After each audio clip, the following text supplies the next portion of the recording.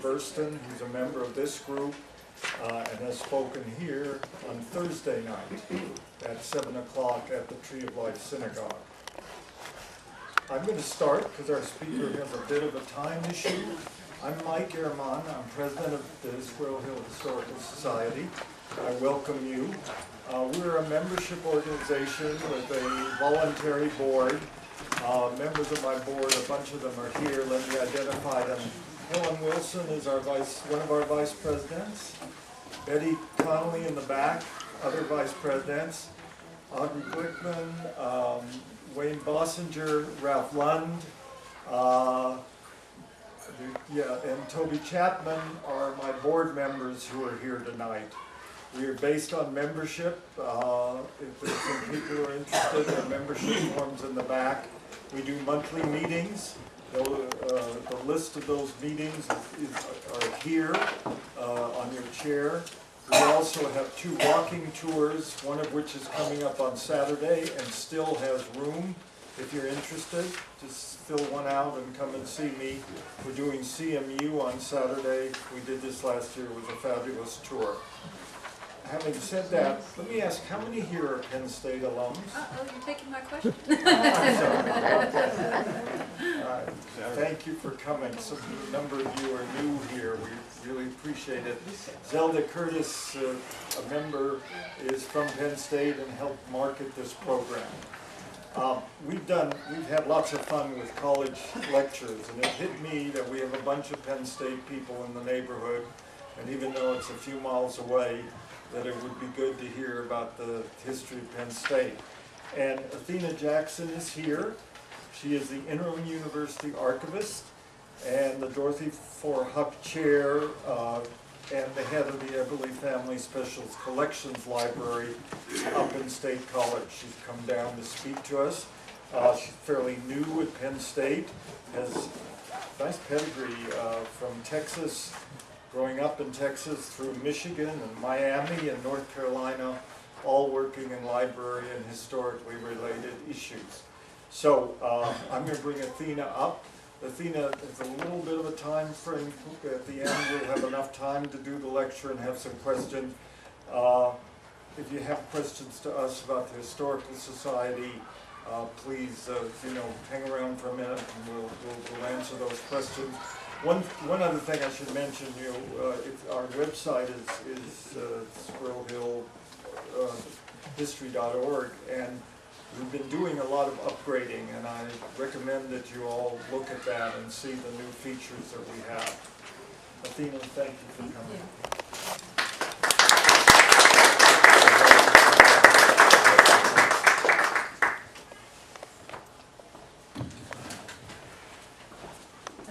Because I can't speak without holding a pen for some reason, so this is going to feel strange. So I'm going to put my cherished pen over here and get started. I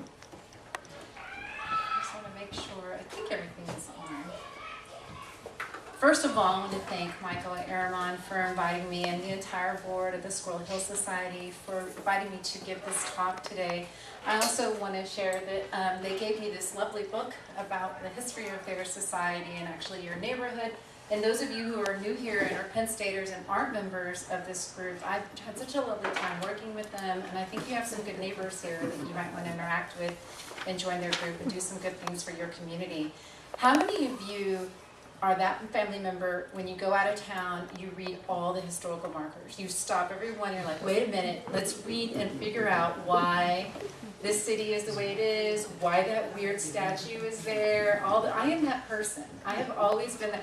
I also read big advertisement signs and billboards too. I'm that person too, I hate to say it. You're on a road trip, you're like, oh, and you read the word, and by the end of the trip, my son or my ex-husband would say, we all can read, and we all could have read that. You didn't have to orate the entire trip, but I really, really love to do that. And I think that when you're that kind of person, you're almost naturally curious about why you are where you are. So when I joined Penn State in 2016, my pitch, my presentation had to do with 2 things. One was, what is the sort of what is the product, what is the scholarly product, the scholarly output that a contemporary student is trying to do right now that's different from when we were in college or our parents were in college? For example, I stopped saying 21st century because we're almost 20 years in the 21st century, so everybody needs to wake up and say 21st century is now. So I tend to say modern or contemporary, because when we use the word 21st century, we almost separate ourselves from it and say, oh, it's not here yet. We're still not in the 21st. We actually are. It's 2018. So that was my first thing. So I always wanted to look and see, what is it that the students are trying to create? The graduate student, the undergraduate student, the faculty member.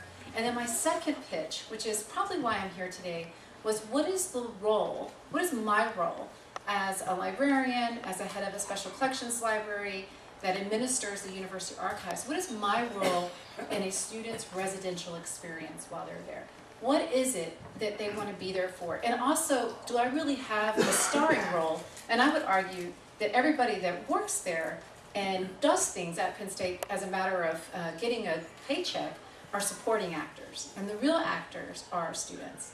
And the real performers are those who make things from our work. So those of you who are alum, you're the star of this show as well, and I'm just one of your supporting actors trying to tell your story as best I can. So I wanted to draw your attention to the italicized word interim, because I imagine that you'll have a lot of questions that I cannot answer. And as a result, I have left on some of your chairs, and if you don't have it, there's probably a chair with it, a card where you can actually send me this, and if you don't have time or you don't have your question now, on the top right is the email address, and this is actually a way for you to ask any questions you have about Penn State, the history of Penn State, that I was unable to answer, or that was something that you're just so curious about, like you want to do some research in our archives and wonder, hey, I really want to know what you have with women's volleyball and the inception of women's volleyball. We have a lot. So I just want to draw your attention to that right now.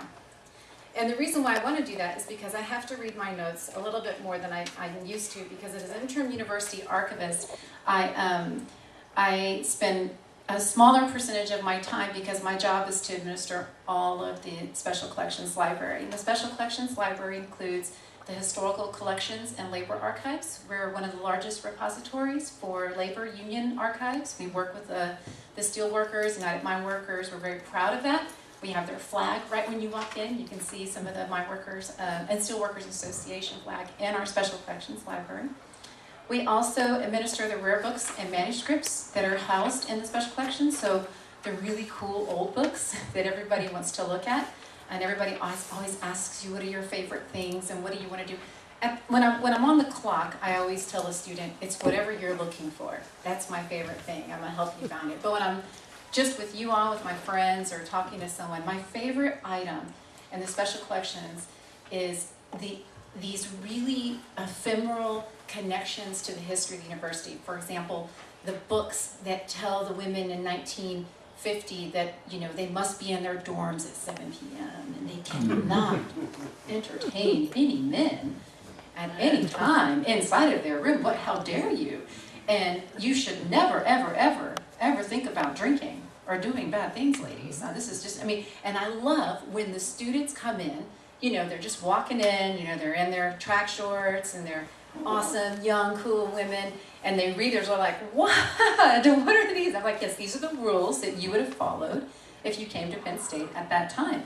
Times have changed. I think we all can acknowledge that. But those are the fun things, because that's the residential experience, right? That's when the student can talk to someone from the past and engage with them.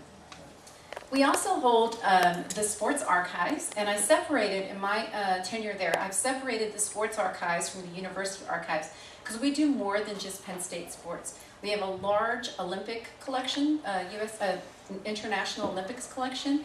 We have a large collection of materials related to Title IX, and we also have materials related to sports ethics. We're growing those, and those related to indigenous sports and the role of different kinds of the history of sport, as it were. If I'm on the BBC, I'm not using the plural for sport. And so we're really trying to capture like what it means to be a sports school, because for Penn State, we better have a really good sports archive. So I pulled that out. He also works with the sports that is Penn State sports, He has a lot of expertise, so if you have any questions related to the sports at Penn State, please never hesitate to call and ask for Paul, and he will give you the answer. There's 2 Pauls in our library, and they both can answer sports questions. That's why I didn't give you their last names. Finally, what you're sitting here for is our university archives. I'm very proud to have the opportunity to serve as the interim university archivist as we attempt to describe what we want in the next university archivist, what we want them to do with the students, and how we want to capture the spirit of our students at the school. A couple of things, or many things that we do with the Special Collections Library.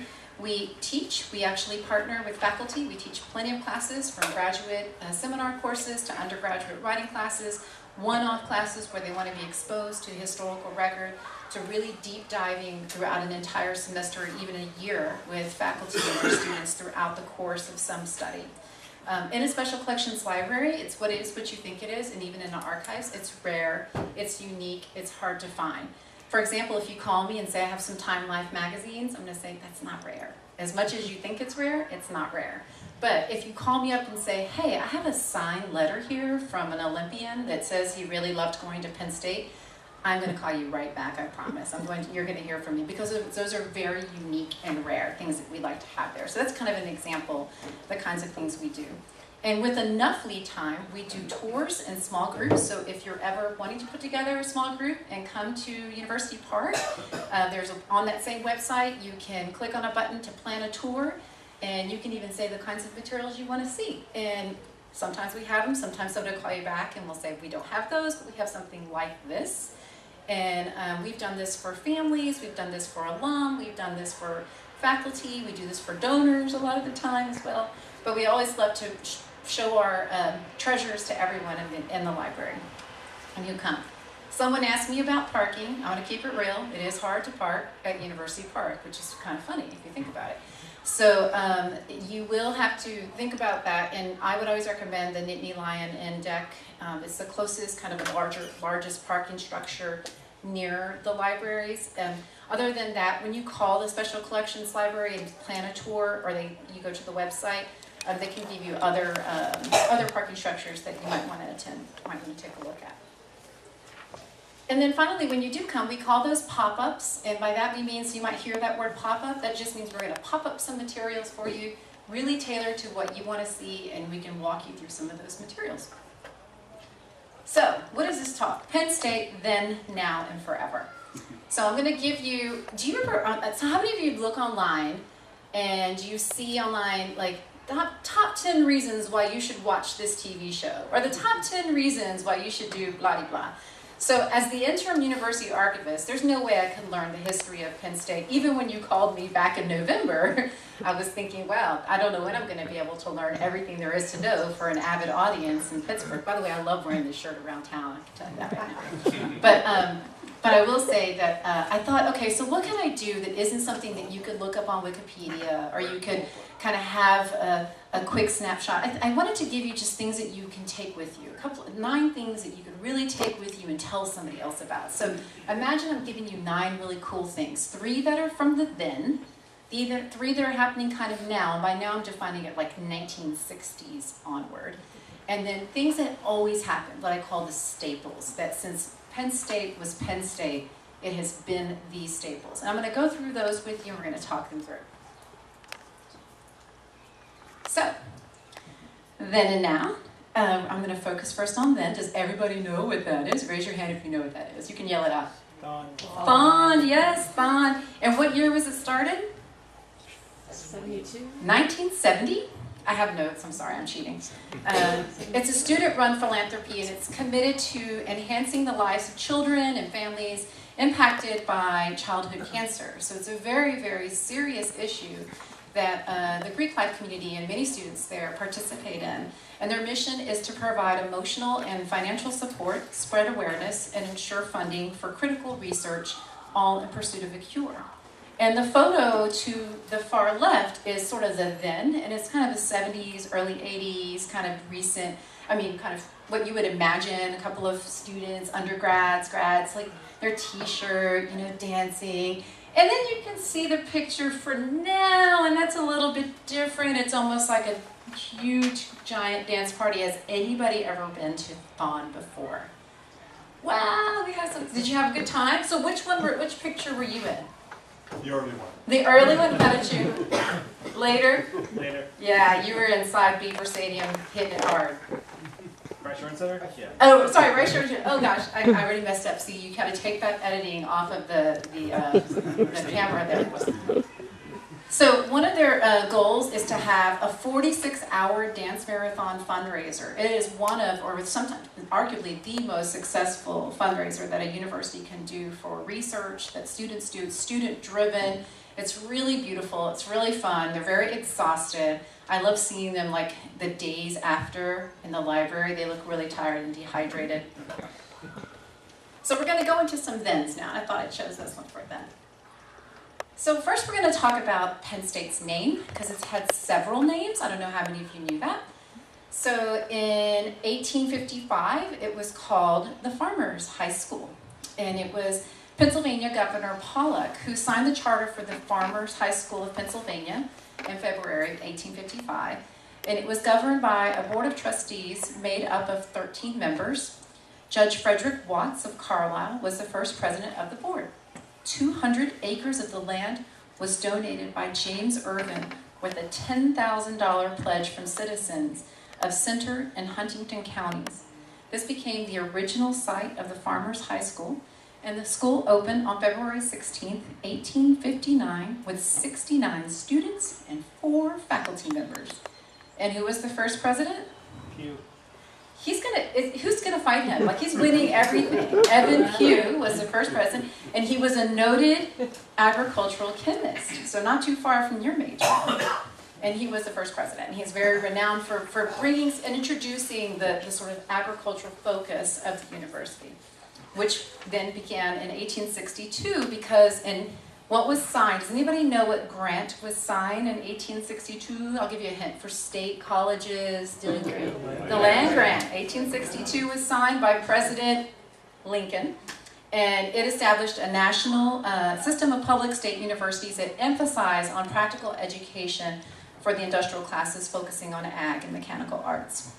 And then that same year, the Farmers High School was renamed the Agricultural College of Pennsylvania, which remained until 1874, when it was called, or until it became the State College. And in 1874, it was renamed. It was held the same name, sorry.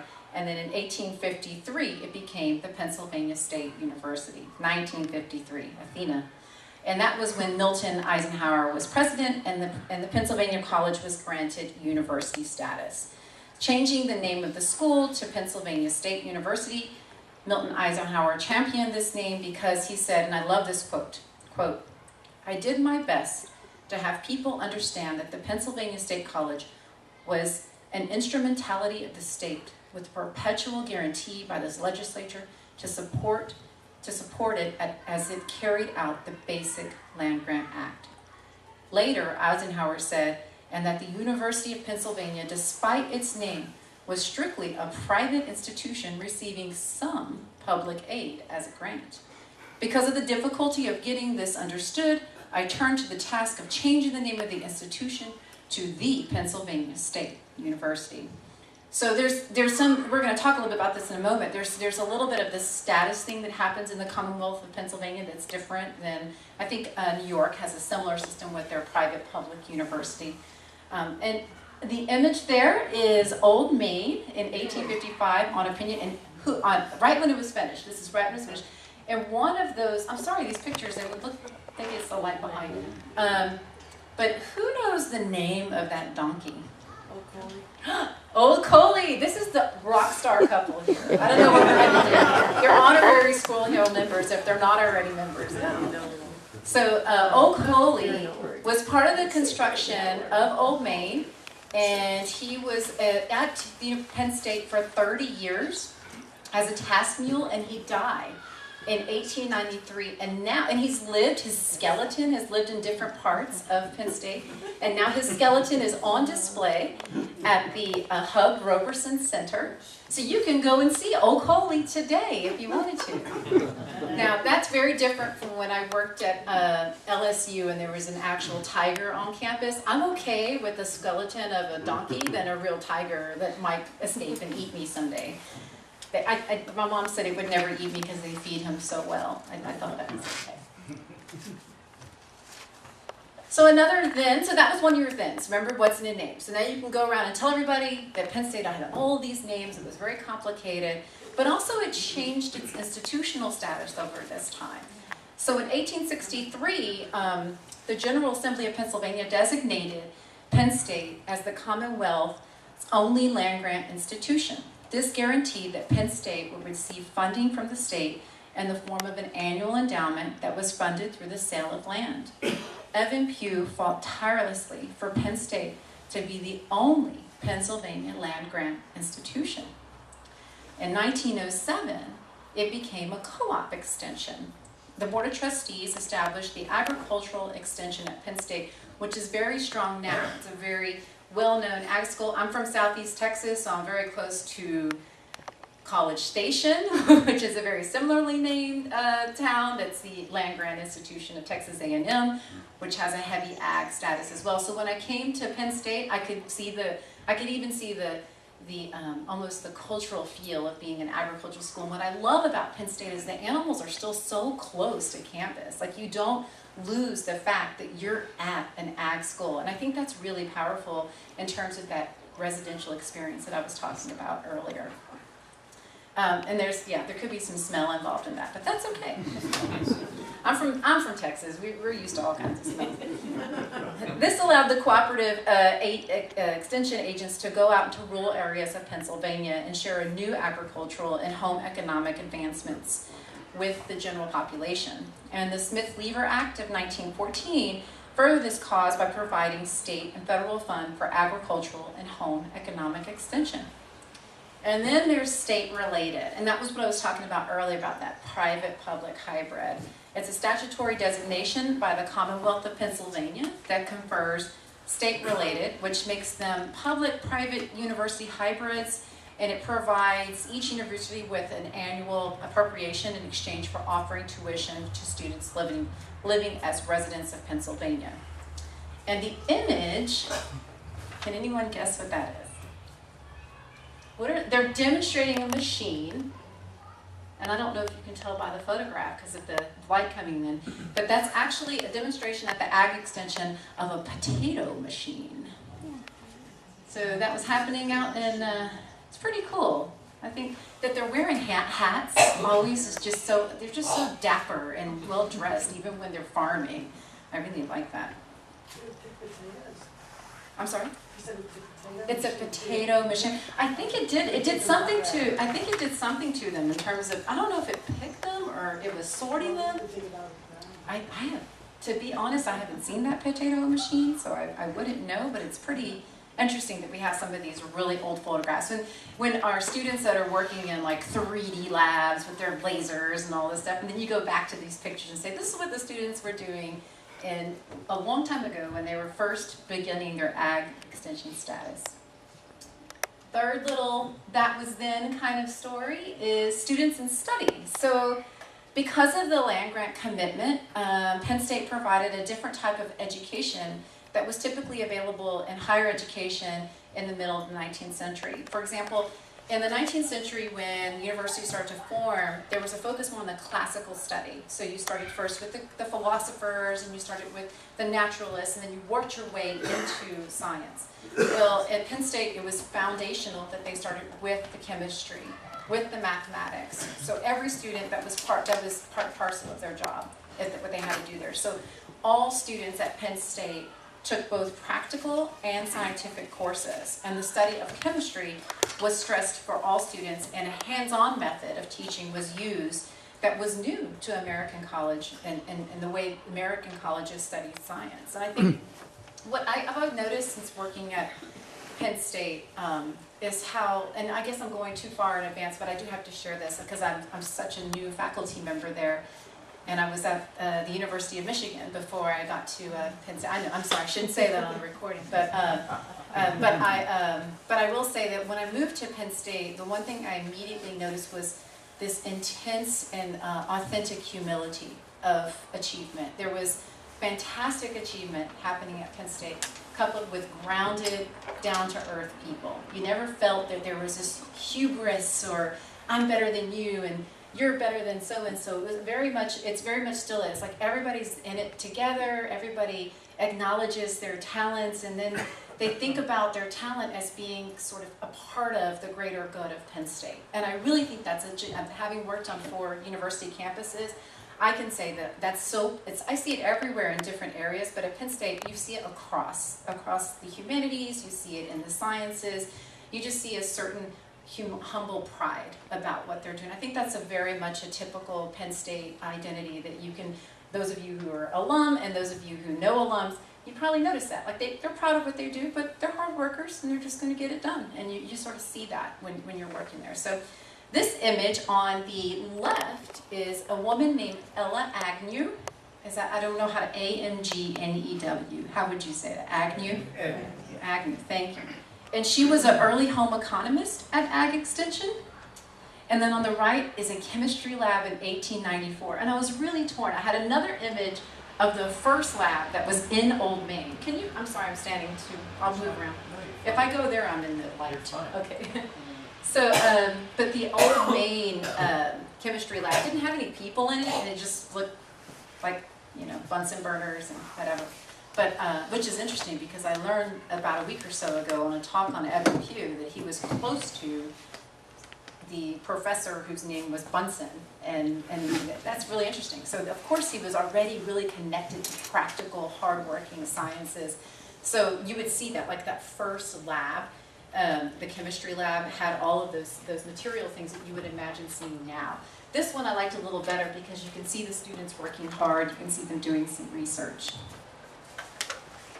Okay, so we have 3 then. So you have students in study, you had the kind of the statuses of what the Penn State was, and you had all of these different names. And I kind of want to start it there because I wanted you to get a sense with, you forget a little bit of that when you move into a modern university story because everybody's starting to be like each other. You know, we're in the Big Ten, we're doing all of these things, but there's such a grounded identity in the agricultural ethos, in the rural ethos, and the idea that the work we're doing at the university is for their greater good. And I really appreciate that because that becomes an echo in the future in different ways as the university has responded to social issues. Yes?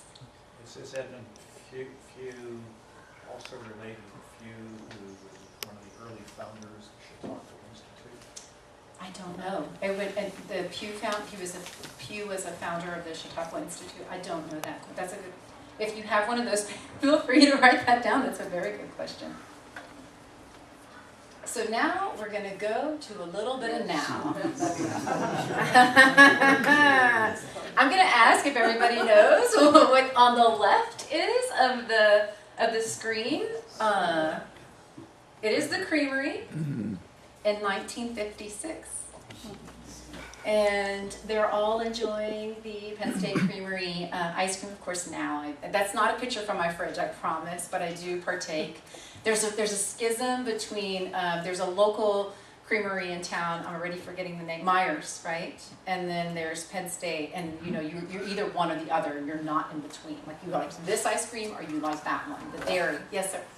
I was there in 1932 when I was 4 years old visiting my uncle who was a professor of physics, and the first thing that we wanted, my brothers and I, was the ice cream. So what is your favorite ice cream from Berkey? I don't remember the So they have a lot of different when I was 4 years old, I would eat anything. Chocolate, Yeah, you put it in front of you, it has sugar and it's cold. But they have some really cool names that are very catchy. Yeah, right. And I personally like any ice cream that has coffee in it. And so my favorite ice cream is called WPSU Coffee Break. And that is a really, really good coffee. But last year, they launched the birthday bash. Yeah, God. That is just, it's You know insane. what year the Creamery began? Gosh, if he went in 1932, I'm not going to lie to you, Michael, so you're going to have to write that down. No, I And said the new University 1932. Archivist will shame me in public for not knowing that someday. I got it in. I knew someone was going to ask me something, and I thought I had every little fact in my head. And I'm going to pause right here to let you know that I didn't do all of this myself because there's no way I could. And I have some really fantastic colleagues that work in the Special Collections Library, particularly my colleague Caitlin Town, and then of course the previous University Archivist, Jack Esposito. I cribbed from some of her presentations, but also wanted to do something new and spicier with this talk. So Caitlin helped out a lot. You won't, if you call Special Collections tomorrow, you'll just talk to the nicest person who wants to help you find that answer. And you can tell them, Michael, that Athena did not know when the creamery started, and they will all be shocked, and then they'll find your answer. I'm much more likely to call them and ask them to send me some ice cream. Yes, I have a little bit too much of that. But I always I walk everywhere, so I always think I'm walking off my ice cream, which probably isn't true. So I'm moving into some now, which is going into the humanities and liberal arts, because I think earlier I mentioned to you that there was this commitment to a more scientific approach rather than a classical approach to the university experience.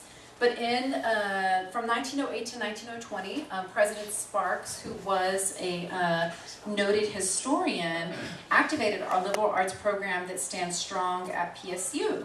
And today the College of Liberal Arts is also in the what building? Sparks building, in the Sparks building. And in this photograph on the left is the Sparks building. And on the right, that's the Dean of Liberal Arts, and her name is Susan Welch, and she's actually, sadly, stepping back into her teaching role, so we're going to be activating a search, or have activated a search for a new Dean of Liberal Arts. She's done a lot for Penn State, and we're really proud that she's done so much. And right there, I took this picture, this is my photograph, because, okay, so there's Dean Welch, and then the couple flanking the student that I'll talk about in a second are Sandra Steltz and Ron Filippelli. And Sandra Steltz used to work as the rare books manuscripts curator for 38 years. And then she left me, and I prostrated myself in front of her and begged her not to retire, but she just did. I guess 38 years is too long, or I don't know, maybe 38 more I would have been okay. And then Ron was a professor, he's retired as well. And Ron and Sandy started the Steltz Filippelli Endowment. And what that endowment does is it pays for an undergraduate student to have an experience in the Special Collections Library, working on exhibitions, working with rare books, learning about conservation and preservation, and really learning about how to tell a story with artifacts. And the student in the middle, she graduated last week, and her name is Lauren Nogue. And we'd like to think that we turned her to the light side, because she's going to library school now to be a librarian, and we're really proud of her. And what's exciting about this, and why I'm putting this this photograph and this particular image for the now, is because her project in our environment was taking place at the same time as she was taking a class on 1968. And those of you who are alum, and even not, I don't know if you might have heard, but the 60s are really, really popular and necessary courses that many universities are teaching about now for students to learn about what has happened in the past. And so for the last academic year, so last fall into this spring, we had a course across Penn State called 1968. Lauren was a part of this course, and on her own volition, I remember this, I'll never forget this, she walked to the curator who came into my office. No, actually, she was in my office first. We were sitting there, and I said, Lauren, tell me about some projects that you want to do. And she said, well, I'm in this class called 1968, and I'd like to curate my own exhibit for this. And so we had this great partnership. She was taking these classes on 1968. She was deep inside our special collections, and she put together an exhibit that's on display right now. I think it's going to be on display pretty much into the summer. I'm not sure when they're taking that one down. And And it's this beautiful display of what the 1968 was for Penn State. And I'm going to talk a little bit about some of the stuff she did, because it does talk about the now. But what was really unique about that is that there's no way Lauren could have had this experience if two really deeply wedded to their work faculty members wanted to make sure that undergraduates had a very unique experience. I love it that there's one of our awesome board members of our library board said, so basically we need to talk more about the unfair advantage that Penn State students have, because they really do have a lot of unfair advantages when they come to our school. And one of them is just deep commitment to the undergraduate experience. So what we did was, and it was so funny because people said, oh, Athena, you didn't have a microphone and y'all didn't, cordon off the space, and everybody was just walking through, because we did our event like a protest. We just stopped everybody. We said, hey, we're going to give you some donuts, and we're going to tell you about this exhibit right here. And everybody in the library is just looking at us, and we just hit it. And people just started eating donuts. We had speakers, but it wasn't we announced it in terms of like getting a little promotion. But if you weren't reading the newspaper and you just walked through the library, it just popped up out of the blue. And that's really what a protest would do. So we were really excited about that. I really did like that my colleagues wondered if, why didn't you have a microphone? I was like, I was yelling, I was hoarse, and it was pretty fun. But I just wanted to share with you that the Penn State's commitment to the STEM, the sciences, technology, engineering, and mathematics, which we call STEM, is equally, if not at a point where they're both so connected to the humanities and the humanistic experience, which I think is really powerful. Also, I guess because I'm a rare books person, I admit that I'm kind of leaning that way as well. So, 1960s and social change. There's another little fact. So we have humanities now. And I'm going to share with you a little bit, because of this class, these are facts and information that both Caitlin, who works with me, but also Lauren surfaced in her research in the archives. There were some materials that I did not get scans of and put on display right here, but there were some really interesting band magazines that were happening in the 60s that you might want to go and see. So the importance of student activism was that it changed the relationship between students and administration forever. Even though only a small percentage of students participated in these events, the changes were undeniable. In 1966, representatives of the undergraduate student government, the Association of Women Students, and the Town Independent Men insisted that the time had come to allow women students to visit men living in off-campus apartments. This is 1966.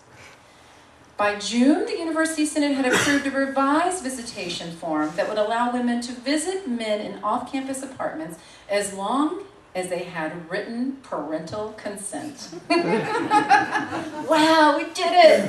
Go to your room, my mom said I could. So that was 1966.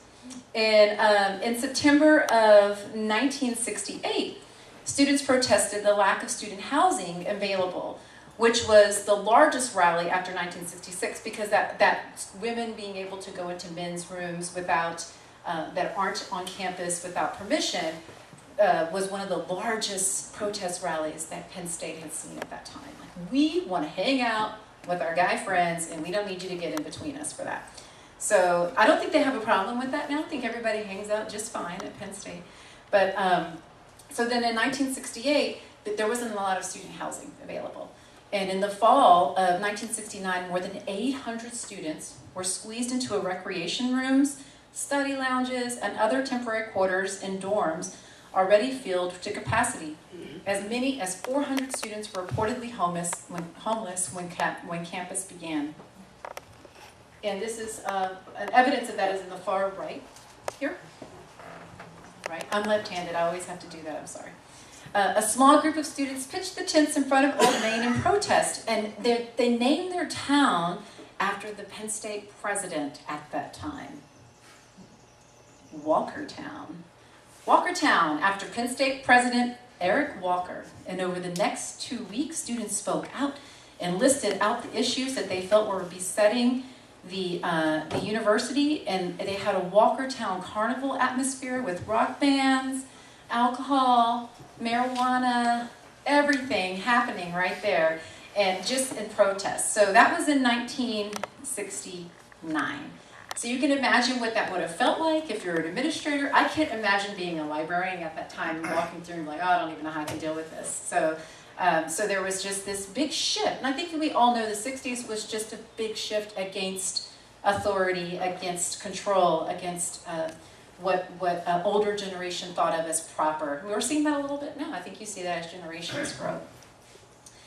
And then in 1969, 5 presidents of the Douglas Association, the black student organization, gave President Walker, man, they really hit him hard, a list of 13 demands with the intent to making a stronger black presence on campus. These demands included 1,000 blacks be admitted within a year, a special recruiter for black students be appointed, courses in black history and culture be added to the curriculum, and more black faculty members be hired, and a black literature special collections added to the library. On January 20th, Walker responded saying that the university was doing all it could for its black students. So about 20 Douglas Association members started a demonstration right outside of Walker's office, and protests to this day still remain a big issue on our campus. And I do want to stop here and pause here to say, in the university archives, we are not, while you can't remove, none of us can remove our own partisanal thoughts and our own ways of living when we go to work. But as an archivist and as a person who's collecting cultural memory, I have to pursue and try to get the stories from every student and their experience, whether or not I agree or disagree with where they're coming from and their point. So I am interested in hearing about all sides of a student's experience, even the most unpopular to the ones that are getting the most energy and momentum behind. For example, there was a recent vote to unionize our graduate students, which did not pass. And that was about a month ago, less than a month ago. And we are pursuing, making sure we had, some of the things that they handed out, making sure that we went to some of the talks, looked at the literature, making sure because that was a moment in Penn State time that even 10 years from now, graduate students are going to want to know, what did they hand out? What did it look like? What was it like doing all this? So it's really important whether or not I did or did not support a unionized graduate student union, that we collected their story. So it's very, very important for you all to know that that's what we mean when we say the residential experience. Every student has a right to have their voice heard on campus. So, number 3. Okay. Campuses and student demographics. All right. So I wanted to share that in 1859, there were 119 students and they were all males. Last year we had 98,783 students. I promise you they're not all male. And I wanted to give you some figures to kind of balance that, but I don't think you can see, maybe some of you in the front, every student is wearing a t-shirt from their campus. There's Altoona, does anybody, Hershey, PSU, Allentown, so you can see every student has their campus represented in their, and I really love this photograph, and I think it's from, it looks like it's from the 80s or early 90s. So I mentioned that we were about 98,700 students last year. At University Park, we have 46,610 students, and I see them all, and I hug them. No, I love them all, and I want to see them all, and I want to be maternal because I'm that way, but unfortunately there's no way I can get engagement with all of them, so we really try to work with our faculty as much as we can. Commonwealth campuses in total outside of Penn State, outside of University Park, are 30,387. And then we have World Campus, which is online. We have 14,301 students. It's a very renowned and well-respected online school for us. Penn State Law has 485 students. Dickinson Law has 194 students because we have 2 law schools. College of Medicine has 929 students. Diversity university-wide, 21.2% of all students have diverse racial or ethnic backgrounds, and 10.3% of enrolled university-wide students, including World Campus, is international enrollment, truly giving us a global representation and reach. And sometimes I know this sounds a little bit corny, but can you imagine what Evan Pugh would think right now if you could walk? What happened? It's just amazing. You almost feel like he planted those amazing, truly planted those seeds, metaphorically and literally, for us to be this just renowned school. And I was just mentioning to the grandparents of a whole brood of young ones that are at Penn State that that you almost can tell, and I know that we're a public Ivy. I think Michigan, when I worked there, they always knew they were, but when I get to Penn State, I'm like, you're a public Ivy too. You're just right on there. It's really, really exciting. Okay, so Old Main, that's its first time it was completed, and there's Old Main today. You can fly over it, you can see it. It's a beautiful school. It's the symbol of our university. It's where our president works. It's where a lot of the biggest decisions get made, apart from the Board of Trustees meetings that we watch on TV and or online. And then we certainly look to Old Main for guidance in building the future of our faculty and our engagement with our communities. And I could not talk about that now without talking about academics and athletics. So there's my academic picture is Penn State Altoona Library, and I don't know if any of you have been there, but they have really cool, I love Penn State Altoona. I haven't gone to all of them. Somebody asked me about one. I've done quite a few, but I will say that it's our campuses are remarkable in terms of the kinds of students that are going there too. We're really proud of all of our students wherever they are. And then, of course, there's a certain person, a certain Nittany lion floating on top of the crowd. I don't think you can do that anymore, right? Like, that's banned, or can you? Can you still float? Yes. I would never do that. So I would not let that happen. So, but yeah, there's floating. There's I have to say, you know, growing up in Texas in the SEC, I had like, in the Big Ten, they don't know how to football, but I think tailgate at Penn State really blew my mind. I couldn't believe it. It was really exciting to see the energy, and really what's most exciting, and I think you mentioned this when we were chatting, is the alumni who are so proud to come back and be there and on campus. And trust me, every time it's Friday afternoon game day, I am given small tours all day long. There's somebody walking in trying to take a look at some things. We have all of the Daily Collegian digitized. We have all of the yearbooks that are they're on display, and you can walk into our spaces and just thumb through them at your leisure. And a lot of people do. They sit down and take a look at them. And of course, student life moving in. I love this. It never changes. I don't know, no matter how much technology they have more and more stuff when they move in. You would think they'd just walk in with like a little thing that would just open up and be like a brown suit, a gray suit. No, they have so many things, and it's really exciting to see them move in. And I think I'm one of those faculty members that loves it when all the students come back. Like, that's my favorite time. Like the summer, I miss them so much, and they come back, and it's really exciting. And then the final thing I would say that we do hold on to. This is something that has been, I believe, that Evan Pugh thought about in a different way, probably, in all of our presidents, all of our students, all of our alumni. We have Penn State values, and those are values that every person working at Penn State has to ascribe to. So integrity, respect, discovery, excellence, and community. When you're ever at a big talk with President Barron or any kind of larger forum, we will talk about our Penn State values and what they mean to us. And I think that every day I feel really proud that I work someplace that truly stands by that, even when we're going through some tough times. I think that we take a really good look in the mirror and redirect and rethink about what we're trying to do with our community. So my final slide is why this personally matters to me, and why I think Penn State has the smartest and brightest students that attend there. This is my son. And now that it's recorded, he's going to hate me. It's also the most handsome. I should say that. He's a class of 2020. He's a film and video major. His name is Jake Jackson.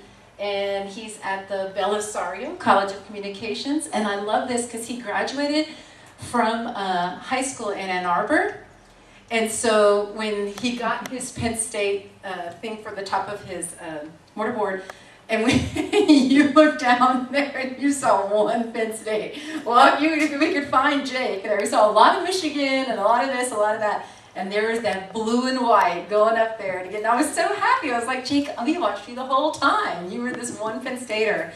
So, but what they do there, and when you get accepted, they send this to you for graduation. If you see the little hashtag, and then you take a picture and you tweet it, and then Penn State retweets it, and then like hundreds and hundreds and hundreds of people, alumni, love it, and all of a sudden he's part of a community on his graduation day in high school, and I thought that was really, really awesome. And I actually, that's the library. I ran into him, so he's disheveled. That's Jake in real time and in the wild. I said, oh, let me take your picture. You're wearing a sweatshirt and everything. He's like, Mom, can you tell he's looking at his mom? Like, just please, God, just take this. And then I didn't see him. Yeah, I didn't see him again. So, again, on your chair, you'll see this document here that if you have any questions or if you want to just send us something. We're open to the public. We're really open to you. We are committed to our land-grant status, so we really do care about our region, and our region does include Pittsburgh. So thank you so much for letting me tell you a couple of things that might have enlightened you, and I really appreciate your time.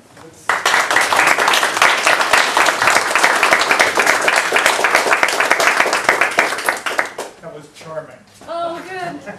Could we see if we have some questions? Any questions? Some comments. Sure, please. Okay, late 50s, early 60s, you had a 3.2 average, you could stay out till 10 o'clock at night. And you could go to guys' apartments off campus. I did it. So is that the begging for forgiveness? Or? No, I mean, I never knew you couldn't do it. I never heard that before. Yeah, there was a big, yeah. This will now become an episode of This Is Your Life. All of a sudden, they're going to call you about that degree. No. Okay. Athena, I don't know when they solved the housing issue. You mentioned Yeah, right. in '69. I came from Scranton Branch campus in '71, and I was in the study hall for the entire fall term. That was when we had we weren't on the schedule with everybody else. We had 4 10-week terms back then. Yeah. And you took fewer classes, but it was a lot. It's still hard. Jake, I wanted him to live on campus because I wanted him to have, even though I lived in town and he could have decided to live with me. He wants to live with their mom their freshman year. So he went into a dorm, but we waited pretty long for him to find out he had a roommate, but he didn't have any challenges. We do, there's a balance. There's a lot of buildings going up, a lot of housing going up, so you lose a lot of green space, right? So, there really is a balance about where we want our students to be outside and to engage. So, yes, sir. You forget one credential that belongs to Penn State. Please. If you're a golfer, Penn State is considered the finest turf management school in the world. There you go. And every golf course in America that's of any renown calls Penn State when they have a problem. And the weather, right? The weather, weather and golf. I know there's a few things. Yeah, because when they have their conference at the Nittany Lion, the turf, it's like the creme de la creme of that agency. All the best greenskeepers in the world go. There you go. Yeah. Yes, sir. Yeah, I didn't think the line for the other. Well, they had an African lion when they had a game against Princeton in the 20s, I think, and they didn't have a mascot, and Princeton did, so they picked the African lion. I was going to put that picture in too, but I didn't. Oh, I didn't know how to pack, that's what I Yeah, he can't talk. You can't talk to him, right? He doesn't say anything. Hi. Okay, I graduated from a land-grant college in the Midwest, Illinois. Now, why did Penn State become just state-related, and the Midwestern land-grant colleges have remained totally as land-grant colleges? I don't know. I think it's because of the laws of the Commonwealth laws are what made this. This is what I never understood, why Penn State and Pitt both are just state-related. They're not. It's economics. I was going to say, I think it's money. I think. Yeah, the state doesn't have to give as much money. Pitt became state-related Yeah. back in And Lincoln. 1974. Lincoln University. Yeah, because they all kind of went at the same time. Yeah. Yeah, by 75, I have a family friend who graduated from Pitt in 66. And when they started the freshman class at Pitt in 75, they weren't sure how many students would actually attend Pitt. And Pitt was on the brink of Yeah. closing. Yeah. And so that there's 3 schools in the state of Pennsylvania, Temple, Penn State, and Pitt, that are affiliated with the state. The remaining state schools were primarily teacher schools, and those schools have a union, where Pitt, Penn State, and Temple do not. And you're Temple hired. does. This is our new When Pitt became state-related, all the Mellon money went to CMU. Right, Yeah. right. He pulled his money from Pitt and went to Yeah. Carnegie Right. Tech. I think I have time for one more question. Oh, were you going to say something else? Yeah, Marla? it sounds to me like Pitt and Penn State went different directions. Pitt needed state money. Penn State sounds like it moved away from being a federally supported school to being a mixture of things, including private money. I don't think it was federally supported. Never. No, it was It's state. always been in different. Sorry, Yeah. state, yeah. Pitt became state-related in '64 after almost going belly up before that. And the state came in and rescued Pitt. So that was '64. And, Well, I'm learning something. I need to write down a. yeah. Can I And, get 2 more and questions? For what it's worth, when they do the budgeting at the state, Penn State, Temple, and Lincoln University on what is called the non-preferred budget.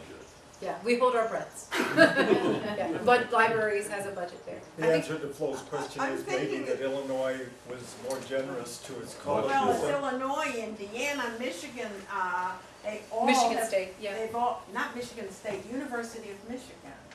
They've all remained land grant. No, Michigan State is the land Oh, grant. Michigan Not, State, Michigan's, okay. Michigan's not. Okay. They are not land grant, trust me.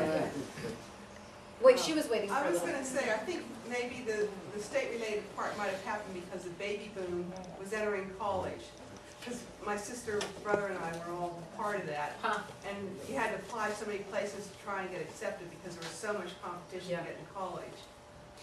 He was a '68 grad at University of Michigan, she went to CMU here and graduated in '70, and I was '72 at Penn State. But everything was crowded, like they didn't have enough dorm space, so they all needed to build. and they're And all maybe there just retiring. wasn't enough money to take care of the bulge of the baby boom, and that's why they went state related. These are right all at that great point. projections. I'm gonna have to go back and get that answer. We need- Last question. How many acres is Penn State today? Oh, God. I know there was nine, I don't know. I don't wanna lie to you. It's huge. It's very huge. I thought it was 900 when it first was founded, and I don't know if it might be that plus, because I know they bought some properties recently, so there's I mean, it much, seems much larger more. than they I would know that, I should know that answer, but our footprint is enormous. I Yeah. will say that. And it extends well beyond the town. I think I've Oh, yeah, driven some yeah, back yeah. roads, 26 and since you're in the state out there. Thank you so much, you all.